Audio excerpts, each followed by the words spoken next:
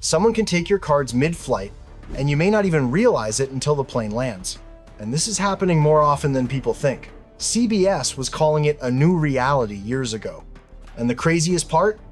These thieves are not guessing randomly. They're reading you like a book, and they are looking for signals. So let's break down exactly what they are and how to stop sending them on your next flight.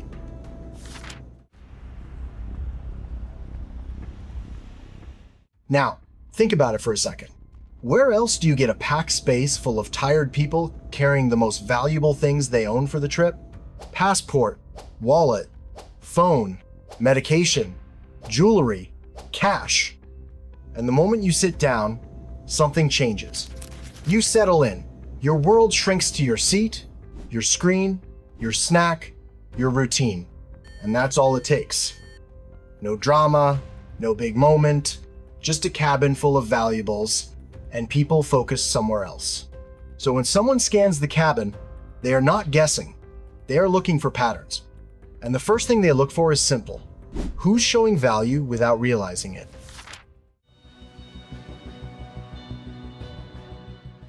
You don't need to flash a fat stack of cash or rock a Rolex to get noticed. What gets people noticed is often way more subtle than that. You sit down, reach for something important, and leave it out just a second too long. That's it.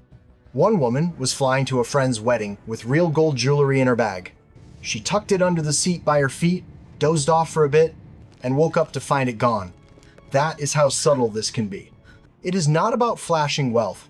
Sometimes it is just the sense that you brought something valuable on board, and you're not guarding it as closely as you think. And yes, that includes business class too. A nicer seat does not make you invisible. Sometimes it just makes people assume you brought better stuff. So instead of thinking, hide everything, think quieter. Keep important items out of sight when you are not using them. Be a little more low-key when handling cash, cards, or your passport. And don't turn your seat area into a little showroom of everything that matters.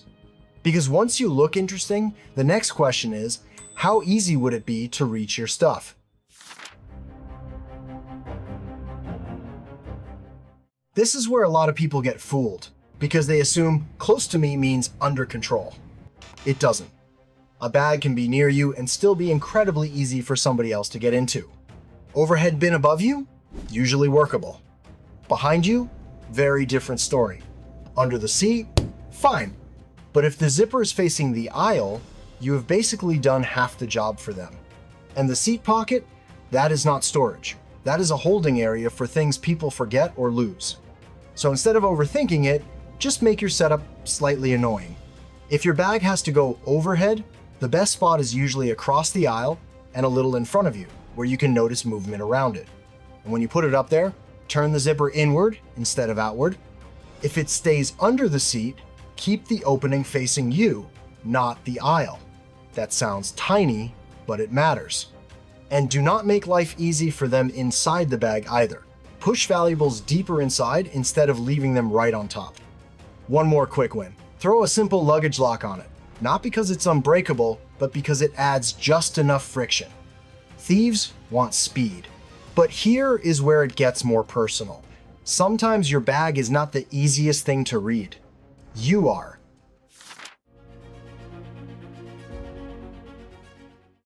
You have probably done this. Eye mask on, headphones in, hoodie up, gone. Or you get up for the bathroom and leave everything behind, like your row is somehow protected.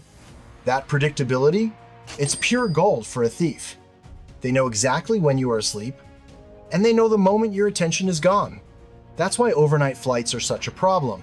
The lights go down, the cabin gets quiet, and half the plane basically disappears into its own little bubble. It feels safe because everyone else is calm. But calm and secure are not the same thing. So here's the rule that actually matters. If you're going to sleep, keep the non-negotiables right on your body. Passport, phone, wallet, cash, cards, and anything small but expensive. Put them in a zipper jacket pocket, an interior pocket, or somewhere attached to you that doesn't become accessible just because you nod it off. Same thing when you get up to use the restroom. You do not need to drag your whole carry-on with you, but the non-negotiables should go too. If losing it would turn your trip into a disaster, don't leave it behind. That one habit makes you much less convenient to target.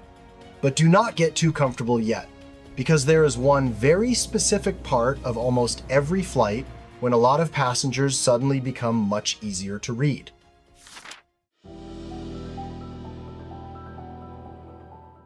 This is the part most people underestimate.